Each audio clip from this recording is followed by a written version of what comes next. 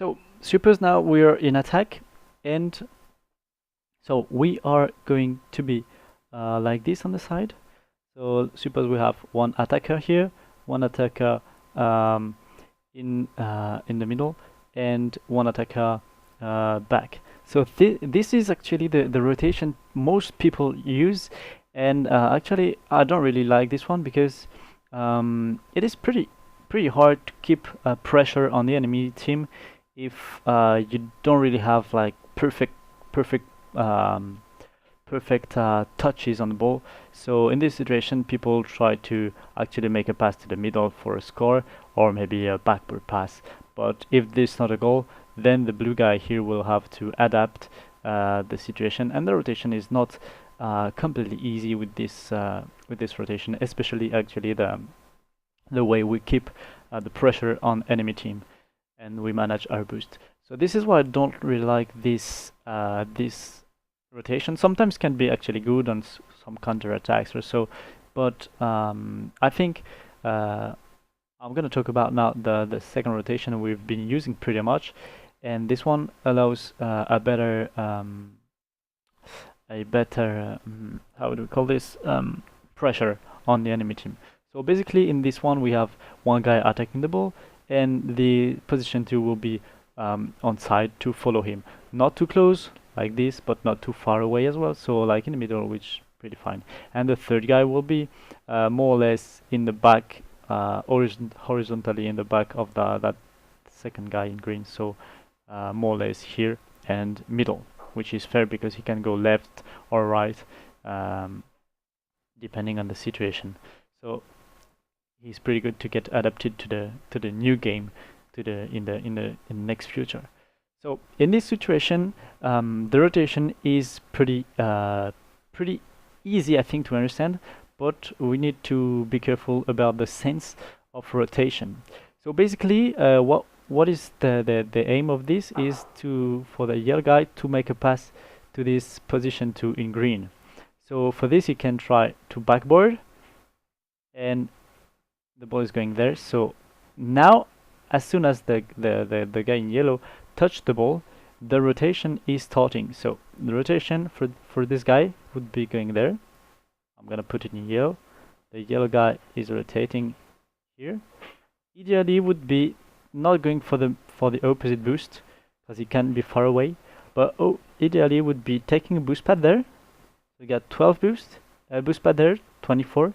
Here we got one more and more, which is 48, and you can be back middle, and there is one more pod here, so which is 60% boost. So 60% boost is actually fine to have any kind of challenge. So this is the rotation that guy should do. Okay. Then meanwhile, this guy in green should try to take maybe a shot from this pass. So let's assume he tries to take this shot here. He tries to take the ball at least, and this guy in blue will just be again following him. So new positioning would be this guy here, yellow here, more or less middle. Blue guy now, the green guy, sorry, more or less position 1, and the blue guy position 2. So ready to follow. So it's like the same positioning, but it's not another player instead. So this is very important. And so now suppose from this positioning, suppose that the green guy decides to make another backward pass to the blue guy because he knows that his mate, he trusts his mate, so he knows his mate should be in the back. So this guy in green just passes the ball back here to the blue mate because the net is full of 3 guys and very well defended. There is no way to score.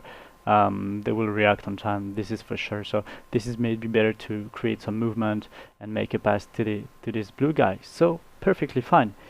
And now we rotate again. So that green guy, again, he's going there, and he will be there, and the blue guy will be challenging the ball or help the teammate. And this guy, the yellow one, was here, so he will be now in the back. So this is at the end in big. the new positionings here, and the blue is front. And see, every time we have a player in those areas. So what's happening is here very interesting, because we can have the pressure on, and it's important that the first guy who got the ball gets fast back to the middle, or more or less in this situation. If he goes for boost there or boost there, he wastes some time. He's gonna take 100 boost, use some boost to be here, and end up with 70% boost. And as I said, if you take boost pass there, you can have 60% boost. So it's way better to go there directly, because you will save time for your team and for yourself. Because going there and there takes way too much time than just doing this. So now talking about another situation when the ball actually crosses the field from left to right or right to left. So initial positioning will be here, ball is there. So the guy was here, this guy assisting him, and this guy in the middle and back of this green guy. So let's say right in the middle. And actually the guy in green, in yellow, decides to hit the ball to the opposite corner. Okay, so he hits the ball to the opposite corner. The ball is going opposite corner. Now the ball is going to be here, and as soon, immediately since that the yellow guy touched the ball, rotating is starting again. So who should commit? Of course, is the blue guy. Blue guy was ready to challenge the ball. So now blue guy will be there challenging the ball in bigger or the new positionings. Okay, then the guy assisting him naturally would be this guy. He's gonna help him be ready for a pass as well, or assisting him if this guy misses or so. And most important will be the rotation of the yellow guy. So in both situations, the yellow guy, the first guy, which is gonna become the third guy, has a very important role in his rotation. So if he crosses here, his aim is to be middle as soon as he can, because he needs to be in position if there are some misses or so also here.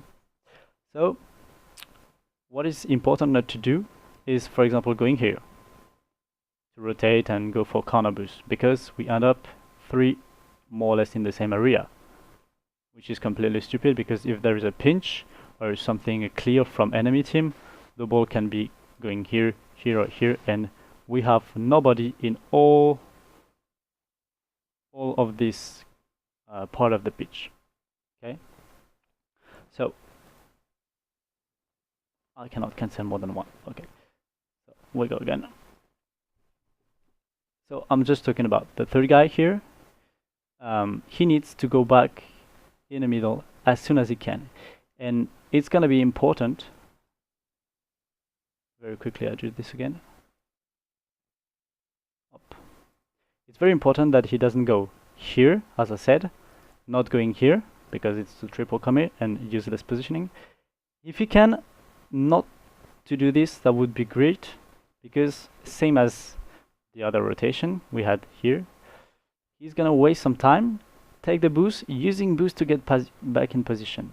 So using boost to get back in position, you're gonna be middle with 70% of your boost. And if you take care, if you pay attention to the boost pads, you can get 1 here, 2 here, 3 here, 4 here in the middle, which is almost 50% boost, which is absolutely perfect to help your teammates. Okay, and same if you can try not to do this, because look at how way faster this is.